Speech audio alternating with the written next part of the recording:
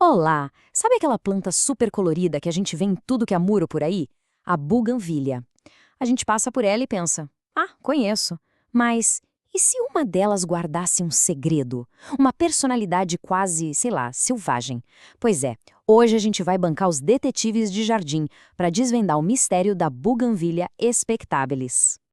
E a história toda começou assim, olha só, com um simples toque. A gente passa por essas plantas 1000 vezes, nem nota direito. Mas aí, num belo dia, a mão encosta e opa! Alguma coisa tá diferente. A textura da folha não era o que se esperava, sabe? Foi exatamente esse momento, essa surpresinha, que deu o start em toda a investigação.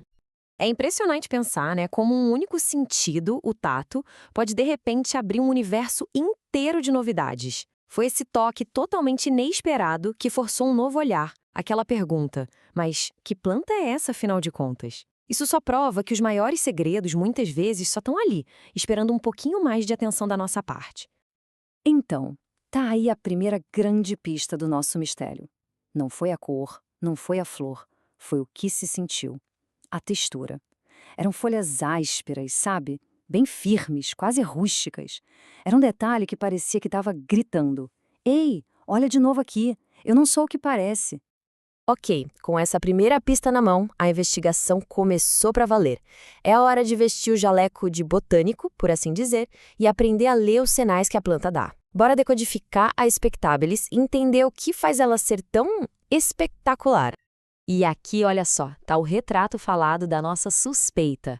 Sim, as folhas ásperas foram um ponto de partida, mas tem muito mais. O caule dela é grosso, lenhoso, bem forte. Os espinhos são longos, firmes. Eles não estão ali de brincadeira, não.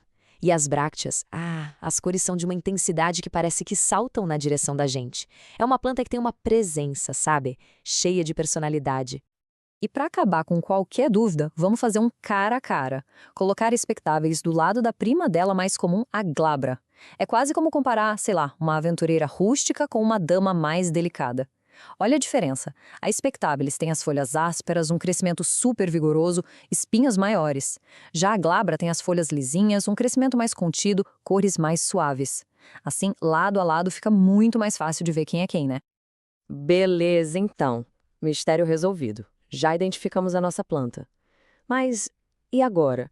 Como é que a gente cuida dessa personalidade forte para ela mostrar todo o seu potencial? Chegou a hora do nosso guia rápido para fazê-la prosperar de verdade. O guia de cultivo parece simples, né? Mas cada ponto aqui é uma exigência dessa personalidade forte dela. Primeiro, localização. Tem que ser sol pleno, direto. Segundo, o solo precisa ser muito bem drenado, sem acúmulo de água. Falando em água, a rega é só quando o solo estiver seco de verdade. O adubo ideal, rico em fósforo, tipo um NPK 414-8. E por fim, a poda, sempre depois da floração, para estimulá-la a crescer ainda mais. Não são só regras, é um diálogo. A gente oferece o que ela precisa e, em troca, ela entrega um espetáculo. E olha, de tudo isso que a gente conversou sobre o cultivo, se for para guardar uma coisa, uma só, que seja esta: sol. Mais de 6 horas por dia. Para expectáveis, sol não é opcional, não é uma preferência, é o combustível. É o que ela precisa para dar aquele show de cores que todo mundo ama. Agora, uma dica de ouro, daquelas que salvam a planta. É muito mais fácil perder uma buganvília por excesso de água do que por falta. Ela prefere passar um pouquinho de sede do que ficar com as raízes encharcadas. Então a regra de ouro é, na dúvida, não regue. Espere mais um dia, sério. Isso faz toda a diferença. E depois de todo esse cuidado de entender a personalidade dela, qual é a grande recompensa? É a famosa e colorida explosão que todo mundo adora. Mas vamos olhar de perto o que torna essa floração tão especial. E agora, se preparem para o grande truque de mágica da natureza. Sabe aquela parte super colorida que todo mundo chama de flor? Então, não é a flor. Aquilo são as brácteas. São folhas modificadas que se vestiram com essas cores vibrantes para uma missão muito importante: atrair os polinizadores. As flores de verdade são aqueles pontinhos brancos bem discretos lá no centro. Fala sério, a natureza é genial demais, né? E o resultado de todo esse cuidado é um espetáculo de verdade.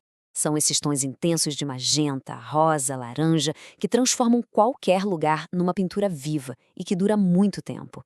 E o mais legal é que não é só para os nossos olhos. É um banquete, um convite aberto para abelhas, borboletas, beija-flores. É a prova viva de que a beleza também cumpre um papel fundamental na natureza.